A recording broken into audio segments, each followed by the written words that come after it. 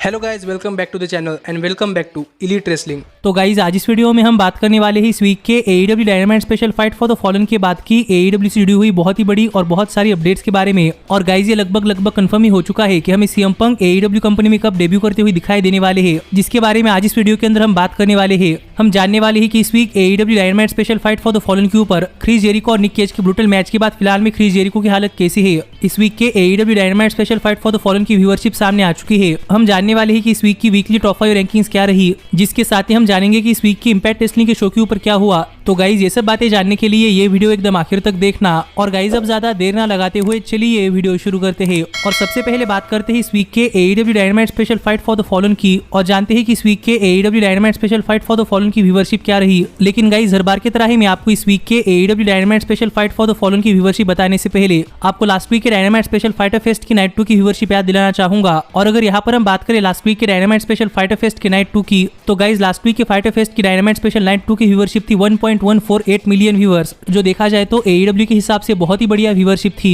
लेकिन जहां तक बात है इस वीक के dynamite special Fight for the fallen की, तो इस वीक की AEW Dynamite special Fight for the fallen की व्यूअरशिप लास्ट नाइट के AEW Dynamite special fighter fest की नाइट 2 के मुकाबले करीब 3.5% नीचे गिर चुकी है। और इस वीक जो AEW Dynamite special Fight for the fallen को व्यूअरशिप मिली है वो है 1.108 मिलियन व्यूअर्स, जो देखा जाए तो AEW के हिसाब से उनकी व्यूअरशिप के अंदर थोड़ा सा ड्रॉप है। और मुझे भी पता नहीं कि ऐसा क्यों हुआ, लेकिन गाइस कहना पड़ेगा कि पिछले 2-3 वीक से AEW अपने डायनामाइट शोज की व्यूअरशिप करीब 1 मिलियन के ऊपर रख पा रही है। और अगर यही चीज आगे कंटिन्यू हुई तो गाइस मुझे लगता है कि आगे AEW की व्यूअरशिप और भी ज्यादा बढ़ने वाली है, क्योंकि हमें आगे AEW कंपनी में बहुत ही बड़ी चीजें देखने को मिलने वाली है। पर इस वीक जो AEW के डायनामाइट शो की व्यूअरशिप गिरी है उसके ऊपर आपका क्या कहना है, आप मुझे कमेंट कर बताइए। लेकिन गाइस अब हम आगे बढ़ते हैं और बात करते हैं हमारी अगली अपडेट की, और जानते हैं कि इस वीक की AEW की वीकली टॉप 5 रैंकिंग्स क्या रही। तो गाइज आपको तो पता ही होगा कि AEW अपनी कंपनी के अंदर वीकली टॉप 5 रैंकिंग्स निकालती है, और इसी टॉप 5 रैंकिंग्स पर आगे चलकर किसी भी डिवीजन के सुपरस्टार को अपने डिवीजन के चैंपियनशिप के लिए चैलेंज करने का मौका मिलता है। और अगर यहाँ पर हम बात करें इस वीक के AEW के विमेंस डिवीजन के टॉप 5 रैंकिंग्स की, तो गाइज इस वीक के AEW के विमेंस डिवीजन के टॉप 5 रैंकिंग्स के अंदर नंबर 5 पर आती है रेड वेलवेट, नंबर 4 पर आती है हिकारू शिडा, नंबर 3 पर आती है क्रिस स्टैटलैंडर, नंबर 2 पर आती है टाई कॉन्टी, और नंबर 1 पर आती है थंडर रोजा।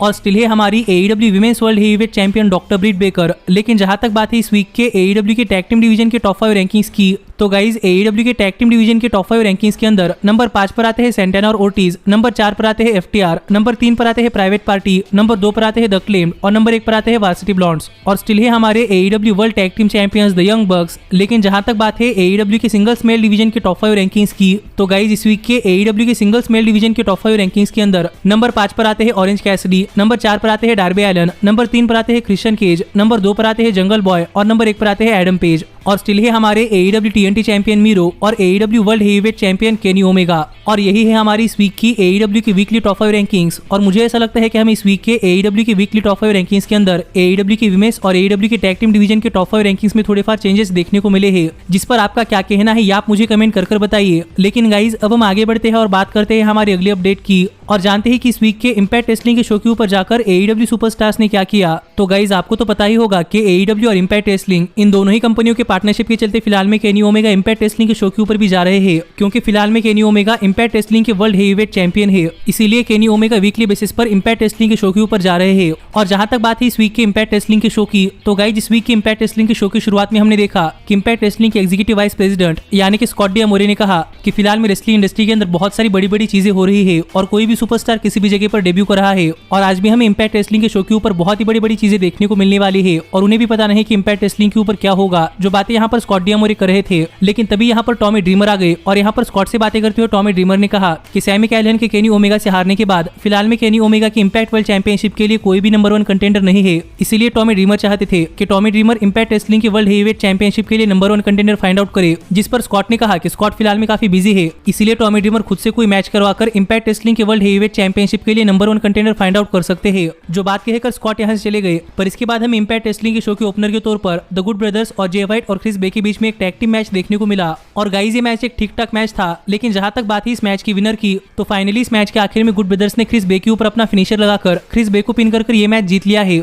और गुड ब्रदर्स ने दिखा दिया है कि गुड ब्रदर्स जे वाइट और क्रिस बे से काफी अच्छे टैग टीम है। पर इसके कुछ देर बाद हमने शो पर देखा कि क्रिस बे काफी ज्यादा नाराज थे कि बुलेट क्लब ज्वाइन करने के बाद ही क्रिस बे अपना पहला मैच हार चुके हैं, और इसलिए यहाँ पर क्रिस बे गुड ब्रदर्स को चैलेंज कर रहे थे। पर तभी जे वाइट ने क्रिस बे को रोका, और यहाँ पर जे वाइट ने क्रिस बे से कहा कि क्या क्रिस को ऐसा लगता है कि बुलेट क्लब ज्वाइन करने के बाद क्रिस अपना पहला मैच हार चुके हैं, क्योंकि जे वाइट क्रिस बे को बताना चाहते हैं कि जे वाइट ने अब तक क्रिस बे को बुलेट क्लब के अंदर नहीं लाया, इसलिए क्रिस को इसलिए नाराज नहीं होना चाहिए कि क्रिस बुलेट क्लब ज्वाइन करने के बाद उनका पहला मैच हार चुके हैं, क्योंकि अब तक क्रिस बुलेट क्लब का हिस्सा नहीं है। जो बातें यहाँ पर जे वाइट ने कही, और आगे बात करते हुए जे वाइट ने कहा कि क्रिस बे का तो पता नहीं, लेकिन जे वाइट यहाँ पर जिस चीज के लिए आए थे वो करने के लिए जे वाइट जाने वाले हैं, और अगर क्रिस बे को भी रिडेम्पशन पसंद है तो फिर क्रिस बे जे वाइट के साथ आ सकते हैं। जो बातें यहाँ पर जे वाइट ने कही, पर दूसरी तरफ हमने देखा कि डॉन कैलिस और केनी ओमेगा अपना एक इंटरव्यू देते समय कह रहे थे कि कैसे सैमी कैलन को हराने के बाद फिलहाल में केनी ओमेगा की इंपैक्ट रेसलिंग वर्ल्ड चैंपियनशिप के लिए कोई भी चैलेंजर नहीं है, और गुड ब्रदर्स भी जे वाइट और क्रिस बे के खिलाफ अपना टैग टीम मैच जीत चुके हैं, इसीलिए केनी ओमेगा काफी ज्यादा खुश है क्योंकि अब उनकी इंपैक्ट वर्ल्ड चैंपियनशिप के लिए कोई चैलेंजर नहीं है। जो बातें यहाँ पर केनी ओमेगा कर ही रहे थे, लेकिन तभी यहाँ पर टॉमी ड्रीमर आ गए, और यहाँ पर आकर केनी ओमेगा से बातें करते हुए टॉमी ड्रीमर ने कहा कि स्कॉट ने टॉमी ड्रीमर को केनी ओमेगा की इंपैक्ट वर्ल्ड चैंपियनशिप के लिए नंबर 1 कंटेंडर फाइंड आउट करने की जिम्मेदारी दी है, इसीलिए टॉमी ड्रीमर 2 हफ्तों में इंपैक्ट रेसलिंग के शो के ऊपर एक इंपैक्ट रेसलिंग बैटल रॉयल करवाने वाले हैं, और जो कोई सुपरस्टार वो बैटल रॉयल जीतेगा वो आगे चलकर बन जाएगा इंपैक्ट रेसलिंग के वर्ल्ड हेवीवेट चैंपियनशिप के लिए नंबर 1 कंटेंडर। जो बातें यहाँ पर टॉमी ड्रीमर ने केनी ओमेगा को बताई, और ये बातें सुनने के बाद डॉन कैलिस काफी ज्यादा गुस्सा थे, और यहाँ पर डॉन कैलिस जानना चाहते थे कि टॉमी ड्रीमर को ये पावर किसने दी कि टॉमी ड्रीमर ये मैचेस करवा सकते हैं, जिस पर टॉमी ड्रीमर ने कहा कि टॉमी ड्रीमर ने डॉन कैलिस को फायर कर दिया है, इसीलिए अब ये पावर टॉमी ड्रीमर के पास आ चुकी है, और ये कहकर टॉमी ड्रीमर यहाँ से चले गए। पर ये बातें सुनने के बाद केनी ओमेगा काफी नाराज थे, और केनी अपनी फ्रस्ट्रेशन निकालने के लिए रिंग के अंदर जा रहे थे। पर दूसरी तरफ हमने देखा कि जे वाइट और क्रिस बे ने मिलकर फिन जूस यानी कि डेविड फिनली और जूस रॉबिन्सन के ऊपर अटैक किया, और ये इसलिए क्योंकि जे वाइट का कहना था कि जे वाइट का डेविड फिनली के साथ थोड़ा फार अनफिनिश्ड बिजनेस है, और इसलिए जे वाइट इंपैक्ट रेसलिंग के ऊपर डेविड फिनली के अगेंस्ट अपना बिजनेस क्लोज करने के लिए आए हैं, इसलिए यहाँ पर जे वाइट ने डेविड फिनली और जूस रॉबिन्सन के ऊपर अटैक किया था। पर दूसरी तरफ हमने देखा कि डॉन कैलिस और केनी ओमेगा रिंग के अंदर जाकर बातें कर रहे थे, और यहाँ पर क्राउड ने फिर एक बार डॉन कैलिस के सामने यू आर फायर्ड के चांस लगाए, जो चीज देखने के लिए काफी एंटरटेनिंग है। लेकिन यहाँ पर बातें करते हुए डॉन कैलिस ने बताया कि डॉन कैलिस इंपैक्ट रेसलिंग से फ्रस्ट्रेट हो चुके हैं, क्योंकि इंपैक्ट रेसलिंग केनी ओमेगा के सामने चैलेंजर्स के ऊपर चैलेंजर्स थ्रो कर रहे हैं, और केनी को आराम करने का टाइम जरा भी नहीं मिल रहा, क्योंकि केनी ओमेगा न सिर्फ इंपैक्ट रेसलिंग बल्कि लूचा लिब्रे और एईडब्ल्यू कंपनी के लिए भी काम करते हैं, इसीलिए केनी ओमेगा पूरा का पूरा वीक ऑन रोड रहते हैं, जिस वजह से यहाँ पर डॉन कैलिस चाहते थे कि केनी ओमेगा की इंपैक्ट रेसलिंग के वर्ल्ड चैंपियनशिप के लिए कोई मैच ना हो। लेकिन तभी यहाँ पर सैमी कैलन आ गए, और यहाँ पर आकर बातें करते हुए सैमी कैलन ने कहा कि 2 हफ्तों बाद जो इंपैक्ट रेसलिंग के शो के ऊपर इंपैक्ट रेसलिंग के वर्ल्ड चैंपियनशिप का नंबर 1 कंटेंडर फाइंड आउट करने के लिए जो बैटल रॉयल होने वाला है, वो बैटल रॉयल सैमी कैलन जीतने वाले हैं, और आगे चलकर सैमी कैलन केनी ओमेगा को उनकी इंपैक्ट वर्ल्ड चैंपियनशिप के लिए चैलेंज करने वाले हैं। पर ये सब 2 हफ्तों के बाद होने वाला है, लेकिन यहाँ पर सैमी कैलन चाहते थे कि नेक्स्ट वीक सैमी कैलन और केनी ओमेगा का एक 6 मैन टैग टीम मैच हो, जहाँ पर केनी ओमेगा के साथ गुड ब्रदर्स हो और सैमी कैलन के साथ उनके 2 पार्टनर्स। पर सैमी इसके लिए भी वेट नहीं करना चाहते थे, और सैमी रिंग के अंदर आकर केनी ओमेगा के ऊपर अटैक करना चाहते थे, इसलिए डॉन कैलिस ने सैमी कैलन से कहा कि क्यों ना सैमी कैलन अभी के अभी रिंग के अंदर आए और केनी ओमेगा सैमी कैलन को उनकी जगह दिखाए। लेकिन तभी हमने देखा कि क्राउड में से एक सुपरस्टार ने आकर केनी ओमेगा के ऊपर अटैक कर दिया, और यहाँ पर इसकी मदद करने के लिए सैमी कैलन भी रिंग के अंदर आ गए, पर किसी तरीके से अटैक रिवर्स कर केनी ओमेगा और डॉग गैलोज रिंग छोड़कर भाग गए। और गाइज सुपरस्टार कोई और नहीं बल्कि एलीट हंटर फ्रैंकी कजेरियन थे, जो कि अब इंपैक्ट रेसलिंग के अंदर भी आ चुके हैं, और फ्रैंकी कजेरियन करीब 7 साल बाद इंपैक्ट रेसलिंग के शो के ऊपर गए हैं, इसलिए फ्रैंकी कजेरियन को इंपैक्ट रेसलिंग के शो के ऊपर बहुत ही बड़ा सपोर्ट मिला, और माना कि फ्रैंकी कजेरियन एक काफी अच्छे सुपरस्टार है, जो कि एईडब्ल्यू कंपनी में बहुत ही बढ़िया मैचेस देते हैं। लेकिन अब इंपैक्ट रेसलिंग के शो के ऊपर फ्रैंकी कजेरियन को देखकर ऐसा लग रहा है कि फ्रैंकी कजेरियन इंपैक्ट रेसलिंग के टॉप स्टार्स में से एक है, जिस पर आपका क्या कहना है आप मुझे कमेंट कर बताइए। लेकिन इसके बाद हमने देखा कि फ्रैंकी कजेरियन और सैमी कैलन बैकस्टेज में एक दूसरे के साथ बातें करते हुए जा रहे थे, लेकिन तभी यहाँ पर टॉमी ड्रीमर आ गए, और इंपैक्ट रेसलिंग के शो के ऊपर आने के लिए टॉमी ड्रीमर ने फ्रैंकी कजेरियन को थैंक यू कहा। और स्कॉट जिसके बारे में बात कर रहे थे कि आज प्रोबेबली इंपैक्ट रेसलिंग के शो के ऊपर कोई आने वाला है, वो कोई और नहीं बल्कि फ्रैंकी कजेरियन ही थे। लेकिन यहाँ पर फ्रैंकी कजेरियन और सैमी कैलन से बातें करते हुए टॉमी ड्रीमर ने कहा कि क्यों ना सैमी कैलन नेक्स्ट वीक होने वाले अपने 6 मैन टैग टीम मैच में अपने पहले पार्टनर के तौर पर फ्रैंकी कजेरियन को ले, जिसके लिए सैमी कैलन ने हाँ कहा। लेकिन यहाँ पर फ्रैंकी कजेरियन चाहते थे कि उनके दूसरे पार्टनर टॉमी ड्रीमर हो, पर टॉमी ड्रीमर ने कहा कि फ्रैंकी कजेरियन इंपैक्ट रेसलिंग के शो के ऊपर नहीं थे, इसलिए फ्रैंकी कजेरियन को ये नहीं पता होगा, लेकिन टॉमी ड्रीमर रिटायर हो चुके हैं। जो बातें यहाँ पर टॉमी ड्रीमर ने कही, पर यहाँ पर सैमी कैलन ने टॉमी ड्रीमर से कहा कि क्यों ना टॉमी ड्रीमर सैमी कैलन के लिए ऐसा पार्टनर ढूंढे जिससे कि द एलीट से उतनी ही नफरत हो जितनी कि सैमी कैलन और फ्रैंकी कजेरियन को है। और ये बात सुनने के बाद टॉमी ड्रीमर ने कहा कि उनके मन में एक नाम है, और उस सुपरस्टार का नाम टॉमी ड्रीमर ने फ्रैंकी कजेरियन को कान के अंदर बताया, जो देखकर सैमी कैलन काफी हैरान थे, क्योंकि यहाँ पर टॉमी ड्रीमर सैमी कैलन को नाम नहीं बता रहे थे। पर सैमी कैलन के फोर्स करने के बाद टॉमी ड्रीमर ने सैमी कैलन के कान में बताया कि वो सुपरस्टार कौन है, और उस सुपरस्टार का नाम सुनने के बाद सैमी कैलन ने कहा कि वो उसके साथ कभी टैग टीम में काम नहीं करने वाले, और एक कहकर सैमी कैलन यहाँ से चले गए। और इसके कुछ देर बाद हमने इंपैक्ट रेसलिंग के शो के ऊपर देखा कि एडी एडवर्ड्स एक बैकस्टेज इंटरव्यू के अंदर बातें कर रहे थे कि कैसे एडी एडवर्ड्स डब्ल्यू मॉरिसी के अगेंस्ट फाइट कर रहे हैं। और गाइस डब्ल्यू मॉरिसी कोई और नहीं बल्कि इंपैक्ट रेसलिंग के शो के ऊपर काम करने वाली सुपरस्टार बिग कैश है, जिनका अब इंपैक्ट रेसलिंग के अंदर नाम डब्ल्यू मॉरिसी है। और यहाँ पर एडी एडवर्ड्स बता रहे थे कि एडी एडवर्ड्स और डब्ल्यू मॉरिसी के बीच का बिजनेस अभी तक खत्म नहीं हुआ, लेकिन तभी यहाँ पर टॉमी ड्रीमर आ गए, और यहाँ पर आकर एडी एडवर्ड्स से बातें करते करते हुए टॉमी ड्रीमर ने कहा कि टॉमी ड्रीमर चाहते हैं कि एडी एडवर्ड्स टॉमी ड्रीमर के लिए एक फेवर करे, और वो ये है कि एडी एडवर्ड्स फ्रैंकी कज़रियन और सैमी कैलन के साथ एक टैग टीम मैच में केनी ओमेगा और द गुड ब्रदर्स को फेस करे। और ये सुनकर एडी एडवर्ड्स काफी सरप्राइज थे, क्योंकि अगर आपको नहीं पता तो गाइज मैं आपको बताना चाहूंगा कि हमें इंपैक्ट रेसलिंग के शो के ऊपर एडी एडवर्ड्स और सैमी कैलन के बीच में बहुत ही बड़ी राइवलरी देखने को मिली है, और ये दोनों ही सुपरस्टार्स इंपैक्ट रेसलिंग पर एक दूसरे से हेट करते हैं। इसलिए एडी एडवर्ड्स जानना चाहते थे कि क्या टॉमी ड्रीमर अब भी चाहते हैं कि एडी एडवर्ड्स और सैमी कैलन के बीच में इतना सब होने के बाद भी एडी एडवर्ड्स और सैमी कैलन एक साथ एक टैग टीम के अंदर काम करे, जिस पर टॉमी ड्रीमर ने हाँ कहा, क्योंकि यहाँ पर एडी एडवर्ड्स और सैमी कैलन दोनों ही इंपैक्ट रेसलिंग के सुपरस्टार है और फ्रैंकी कज़रियन और केनी ओमेगा दोनों ही आउटसाइडर है। इसीलिए टॉमी ड्रीमर को उन दोनों के ऊपर भरोसा नहीं है। जो बातें यहाँ पर टॉमी ड्रीमर ने बताई, इसलिए यहाँ पर एडी एडवर्ड्स नेक्स्ट वीक एक 6 मैन टैग टीम मैच का पार्ट होने के लिए रेडी हो गए हैं। और अब हमें नेक्स्ट वीक इंपैक्ट रेसलिंग के शो के ऊपर केनी ओमेगा और द गुड ब्रदर्स और फ्रैंकी कज़रियन, सैमी कैलन और एडी एडवर्ड्स के बीच में एक 6 मैन टैग टीम मैच देखने को मिलने वाला है,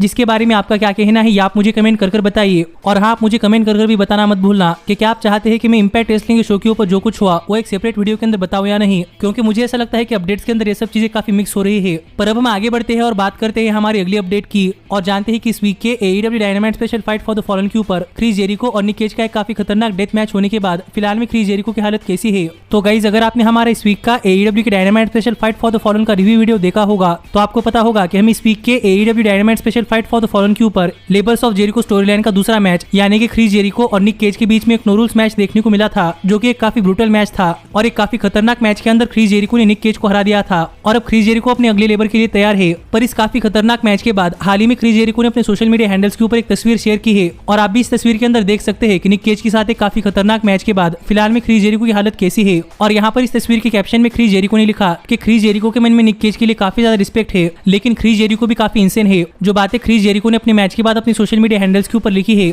जिससे आप समझ सकते हैं कि क्रिस जेरिको के मन में निक केज के लिए काफी ज्यादा रिस्पेक्ट है। और इस फोटो से भी हम समझ सकते हैं कि इस मैच के बाद क्रिस जेरिको के चेहरे के ऊपर थोड़ी फार कट्स आए हैं, जो कि प्रॉबेबली नेक्स्ट वीक तक ठीक हो जाएंगे। और इस सब के ऊपर आपका क्या कहना है आप मुझे कमेंट कर बताइए। लेकिन गाइज, अब हम आगे बढ़ते हैं और बात करते हैं हमारी अगली अपडेट की, और जानते हैं क्या सीएम पंक की AEW कंपनी में डेब्यू डेट कंफर्म हो चुकी है या नहीं, क्योंकि गाइज फिलहाल में से बहुत सारी रिपोर्ट सामने आ रही है कि प्रॉबेबली सीएम पंक ने AEW कंपनी के साथ एक कॉन्ट्रैक्ट साइन कर लिया है और अब सीएम पंक किसी भी वक्त AEW कंपनी में डेब्यू कर सकते हैं। और इस सब के बाद सीएम पंक को लेकर एक और अपडेट सामने आई थी कि प्रॉबेबली AEW कंपनी के जो शिकागो के अंदर शो होने वाले हैं, यानी कि सीएम पंक के होम टाउन के अंदर शो होने वाले हैं, जैसे कि AEW डायनामाइट, AEW रैम्पेज या फिर AEW कॉल आउट पे पर व्यू, तो हमें प्रॉबेबली इन्हीं तीनों शोज में से किसी एक बड़े शो के ऊपर सीएम पंक अपना AEW कंपनी में डेब्यू करते हुए दिखाई दे सकते हैं। और इन सब रिपोर्ट्स के बाद अगर आपने हमारे इस वीक का AEW के dynamite special Fight for the fallen का रिव्यू वीडियो देखा होगा तो आपको पता होगा कि इस वीक के AEW Dynamite special Fight for the Fallen के ऊपर टोनी खान ने काफी बड़ी अनाउंसमेंट की थी कि 20 अगस्त को होने वाला AEW का रैम्पेज शो, AEW का एक स्पेशल रैम्पेज शो होने वाला है, जिसका के नाम होगा द फर्स्ट डांस, और ये show United Center Arena Chicago Illinois से होगा, यानी कि ये शो भी सीएम पंक के होम टाउन के अंदर ही होने वाला है। और AEW ने अपने शो के लिए जो वेन्यू बुक की है, यानी कि AEW का ये जो Rampage show United Center Arena Chicago Illinois होने वाला है,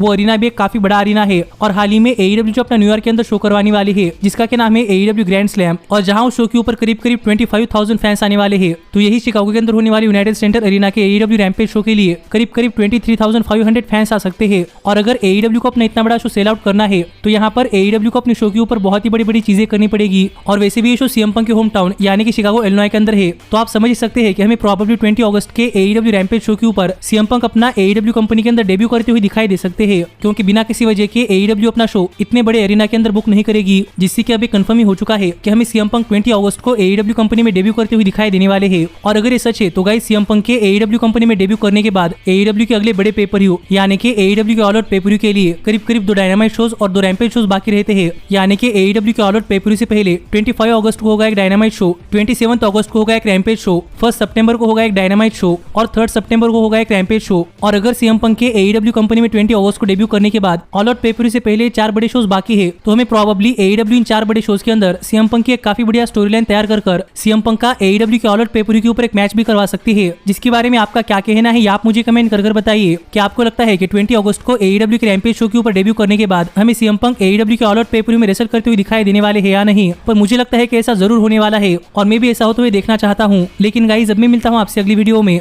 पर आप हमारे चैनल के कम्युनिटी पोस्ट के ऊपर जाकर वोट करना मत भूलना। पर अब अगली वीडियो तक stay healthy, stay happy and keep watching elite wrestling. Hey, did you like that video? Click the screen for more. And where do you think you're going? Check out our official merchandise page and to support the entire cast. And thanks so much for being the elite. The elite, the elite. What, Nick, you're not going to sing at all with me this time?